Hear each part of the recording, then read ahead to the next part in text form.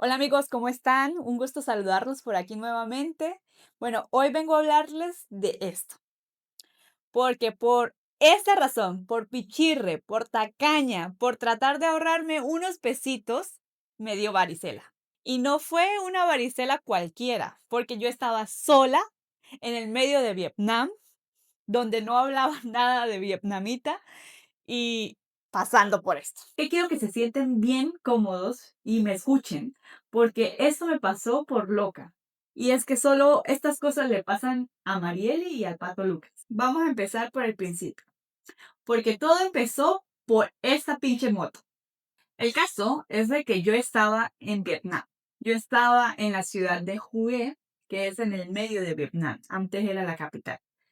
Yo estaba allí quedándome en un hostal donde habían pues muchas personas, varias personas de varios países y el caso es de que en ese tiempo estaba lloviendo, o sea, no paraba de llover. En la mitad de Vietnam estaba lloviendo, lloviendo, lloviendo, día y noche.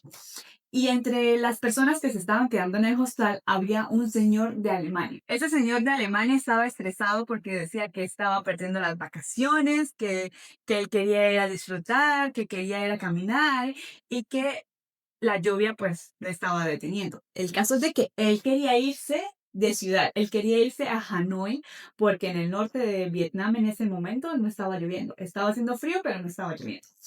Y él tenía esta moto que la había alquilado en otra ciudad. Pero el problema con él es que él debía entregar esa moto para que le devolvieran el pasaporte. Porque estando en Asia es muy común como que alquilar motos para recorrer los países. Hay algunas agencias que te dicen, bueno, la alquilas aquí y luego manejas hasta otro punto y dejas la moto allá. Pero el señor hizo algo que no está bien. Y es que él debía entregar la moto en el lugar donde la había alquilado. Entonces, en un momento yo dije, y yo estaba ahí en ese hostal y yo dije, o sea, yo quiero viajar, yo quiero seguir conociendo Vietnam, porque pues al final yo no soy de azúcar ni de sal, no me voy a derretir con el agua. Yo, de buena gente, Mariel y buena gente, María Samaritana, me ofrecí a llevar la moto y luego yo lo iba a encontrar a él en Hanoi, porque yo tenía planeado volver a Hanoi, porque unas amigas me habían invitado a una fiesta. El caso es que, por una parte, María es samaritana, pero por la otra era de que yo me quería ahorrar el dinero de ir desde Hue hasta la otra ciudad, que yo quería ir hasta Da Nang y hasta Hoi An. Entonces yo me quería ahorrar esa plata, ¿sí? No quería pagar el pasaje. Yo dije, bueno, ya tengo una moto ahí, qué fino, me voy y luego ya después viajo hasta Hanoi, le devuelvo su pasaporte. El señor, o sea, yo no tenía nada que perder, de verdad. El señor era el que tenía todo que perder. Yo hubiese podido viajar por el resto de Vietnam con esa moto, solo como que le echaba gasolina y ya está. Pero el señor, y perdía la moto y perdía su pasaporte. Sin el pasaporte, ¿qué iba a hacer ese señor ahí? Pero bueno, yo no era la única loca en ese sentido, así que bueno. El caso fue de que el señor me dio las llaves y yo dije, ya, por ahí el 20, el 21 nos encontramos en Hanoi para yo entregarte tu pasaporte. El señor después de que se fue del hostal, él ya se fue para el norte. Yo me quedé con la moto y todo. Pero tuve un problema y es que yo no me decidía. O sea, estaba pensando si me iba, si no me iba. Entonces yo pasé toda la mañana esperando supuestamente que escampara, que dejara de llover y al final eso nunca pasó. Yo dije, nada, yo me voy a ir así porque al final nunca va a escampar. Si ustedes ven ahí, está lloviendo. Y entonces yo ya tenía todo preparado, tenía la moto lista, ya había como que empacado. Yo dije, nada, me voy a poner este poncho y me voy. Pero para esto eran como las 4:20 de la tarde. Yo dije, nada, yo voy a salir así, lo que hago es ir a echar gasolina primero y luego me voy. Eso por ahí en un par de horas ya estoy. Yo no me esperaba de que mi internet, mi GPS no iba a funcionar o que yo soy muy tonta y no sé usarlo, porque el GPS me empezó a dar vueltas y vueltas y vueltas y yo dando vueltas por el centro de Hue y yo decía, Dios mío, pero ¿cómo voy a llegar a la autopista para ir? O sea, yo tardé muchísimo tiempo. Si ven, a este punto ya estaba oscuro. Eran como las 5:30 cuando yo por fin encontré la carretera para irme a la otra ciudad. O sea, para empezar mi viaje. Yo me hubiese podido regresar en ese momento, pero yo dije, para atrás ni para coger impulso. Yo lo único que tengo que hacer es manejar. Y sí, ahí empecé a manejar, yo iba prácticamente sola en la autopista, no habían otras motos, de vez en cuando pasaba que sí un camión, otro camión, pero era muy raro, o sea, yo prácticamente estaba manejando sola. Y es que, ¿quién en su sano juicio iba a manejar, no sé, una moto con todo ese parrandón de agua? Después de como una hora y media, empecé a sentir miedo. Yo dije, o sea, cualquiera puede parar su camión, violarme, puede robarme, desvalijarme y yo quedo así muerta, porque literalmente yo no le había dicho a nadie que yo iba a ponerme a hacer esa travesía de irme de una ciudad a la otra ciudad. Yo solo dije, ya nada, agarré mis cosas y me fui. Y yo dije, nada, me entró ese miedo en la cabeza de que alguien iba a parar un camión de esos y me iba a robar. Y yo decía, Dios mío, ¿qué va a pasar conmigo? Yo dije, nada, la primera salida que yo encuentre, yo me voy por ahí y me quedo en algún hotel que encuentre en ese pueblo, en esa ciudad que llegue. Y yo iba manejando, manejando, manejando, y luego no había ninguna salida. Y yo, Dios mío, pero cómo no hay ninguna salida en este pueblo? O sea, de esa autopista no habían salidas. Y yo veía como que a lo lejos se veía como un pueblo. Entonces yo dije, nada, debe haber alguna salida, yo tengo que irme. Cuando veo una salida, yo dije, nada, por ahí es, me voy a ir por esa salida y me quedo en este pueblo. Cuando llego, estaba trancada. Estaba trancada la salida y era que como que se había bajado un barranco o algo así, pero la salida estaba trancada y yo la única opción que tenía era seguir manejando. Que dije fue, bueno, Dios mío, ojalá que no me pase nada y yo sigo manejando. Yo sigo manejando en eso, cuando yo voy y veo como una linterna que sale a la mitad de la calle, a la mitad de la autopista y empieza a alumbrarme. Y yo dije, nada, hasta aquí llegué, hasta aquí llegó Mariel y ya me violaron, me robaron, ya hasta aquí llegó. Bueno, solo quiero hacer una pausa en la historia para decirles que si no lo han hecho, pues suscríbanse al canal, activen la campanita, denle me gusta, comenten. Resulta que eran unos señores que no me permitían pasar en la moto.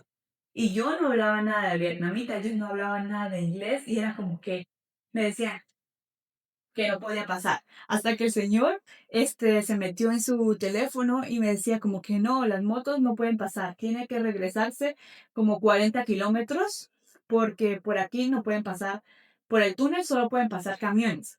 Y yo les decía, no, pero ¿cómo es posible? O sea, yo no me puedo ir, o sea, no puedo regresarme, o sea, todo lo que he manejado para que me toque regresar. Y ellos decían, sí, no hay otra opción.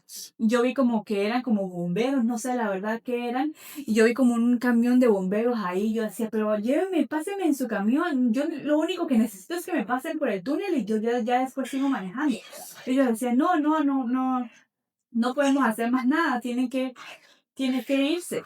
Eso también como que paran a un camión con la linterna como me pararon a mí y resulta que era una grúa. Y yo, Dios mío, gracias Señor, ya estoy hecha. Ellos le pidieron al Señor como que mira, que ella no puede pasar, que si puede montar la moto, qué tal. Y el Señor pues sí, de una vez de verdad que se paró y ellos como que, bueno, vamos a montar la moto. Y ahí ellos montaron la moto. Yo al principio estaba toda asustada porque mira, si ven ahí sigue lloviendo, o sea, estaba cayendo ese palo de agua en el medio de la montaña de Vietnam, no había ni señal, eran como 15 hombres, de verdad, 15 hombres y una niña, no sé, o sea, como soy yo. Y yo dije, nada, Dios mío, ¿qué va a pasar conmigo? Yo de verdad dije, bueno, ellos pudieron haber hecho alguna conspiración o algo así.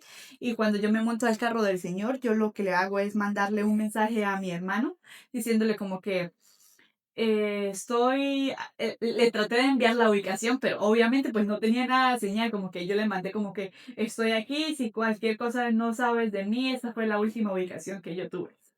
Y el caso fue de que sí, me montaron toda la moto, el señor buena gente se bajó y la pusieron ahí, o sea, la amarraron, todo lo hicieron. Y ya yo tenía, el planeado era ir hasta Hoi An, pero el señor dijo como que nada, yo voy hasta Da Nang. Y yo, sí, sí, o sea, hasta Da Nang, donde me quieras llevar. Él tampoco hablaba nada de inglés. Él resulta que llamó a alguien o a un niño, a su hijo, no sé a quién llamaría, pero como que el niño como que habló conmigo diciéndome que sí, que él solo llegaba a Da Nang, que él me podía llevar hasta un hotel y tal, y ya. Y eso fue lo que pasó. Yo dije, nada, aquí me pueden terminar de matar o algo así. Aquí yo ya iba en la grúa del Señor diciendo como que, bueno, que pase lo que Dios quiera. Ya me está pasando el túnel, que es lo más importante, ¿no? Ya después yo pensaba como que me dejaba ya, pero no.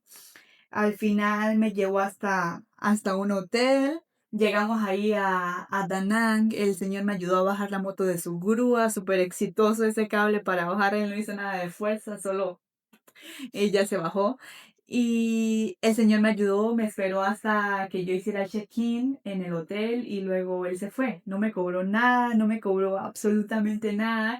Y yo, Dios mío, gracias Señor, gracias, me ayudaste. Yo le dije como que le debo el cielo, o sea, usted se ganó el cielo, la luna, las estrellas. Y yo, aquí yo ya había hecho el check-in, estaba mojada literalmente de pies a cabeza con hambre porque no había comido desde como las 2 de la tarde y después de todo ese trajín, la comida se desvaneció. Yo estaba muerta, estaba muerta, muerta de hambre. Al final de ahí, al día siguiente, ya empezaron a notarse que si pepitas así. No sé si en alguno de ellos eran los que tenían que si la varicela o algo así, pero por no irme en un autobús, ya después empezó todo, o sea, el cuerpo, la cara, la lengua, o sea, tenía pepas, tenía ronchas, todo me picaba, todo era horrible, o sea, y yo sola ahí me tocó que al final,